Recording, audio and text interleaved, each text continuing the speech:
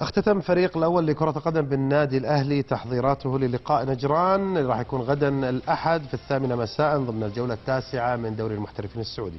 اليوم كان في تدريب خفيف في النادي الأهلي أجراه الفريق على ملعبه مساء اليوم، وتناول اللاعبون طعام العشاء في مقر النادي قبيل المغادرة إلى نجران استعدادا للقاء الذي سيغيب عنه كامل المر بداعي الإيقاف لحصوله على 3 بطاقات صفراء، والبرازيلي فيكتور سيموس لملازمته العيادة الطبية للعلاج من الإصابة التي لحقت به. زميلنا منذر البطاطي اتجه إلى مطار الملك عبد العزيز لمرافقة فريق لتغطية مغادرة فريق النادي الأهلي إلى نجران. ما هو طلب من الأهلي ولا هو طلب من الاتحاد، إنما هي تنظيمية من مكتب رئاسة العام ورعاية الشباب بظروف المباراة إنها بين فريقين من نفس المنطقة. أنا أحب أوضح بس نقطة بسيطة عشان الإخوان.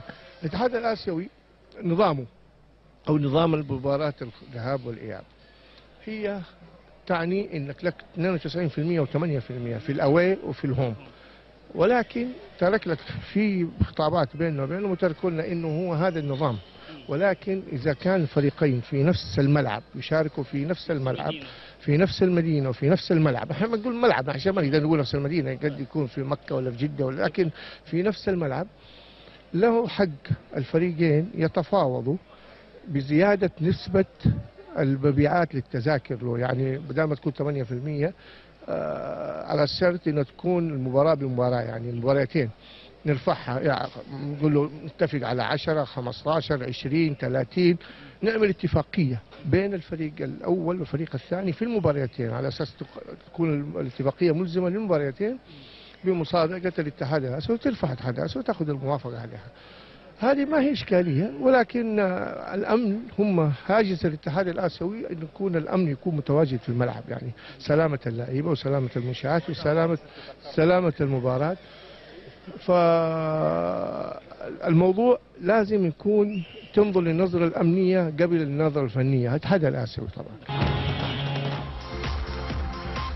أحمد الروزي طبعا مدير المكتب الرئيسي لرعاية الشباب في مدينة جدة أوضح اليوم أن التقسيم للجماهير يتم وفقا لقوانين البطولة، هذا بالنسبة لمباراة الاتحاد والأهلي.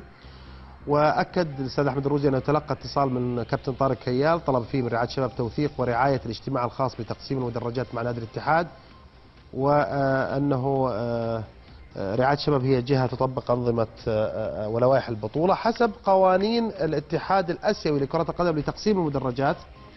المباراة المقبلة الاتحاد ياخذ 92% من المقاعد و8% فقط للنادي الأهلي، المباراة التالية يصير العكس. الاتفاقية الآن بين الفريقين حسب أنظمة الاتحاد الآسيوي تسمح من نفس البلد تقبل أنه يصير في اتفاقية بين الناديين يقسمونها 50-50 ذهاب وإياب يصيروا يرضون كل الأطراف.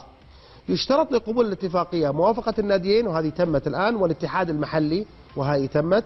الاتفاقية لا تلغي نظام أفضلية التسجيل خارج أرضك، يعني هدف بهدفين مطبق ان هذا الارض اليوم الاهلي وهذه ارض الاتحاد وذيك ارض الاهلي حتى وان كانت نفس المدينه، لكن هذا حسب نظام البطوله. تعليق استاذ محمد.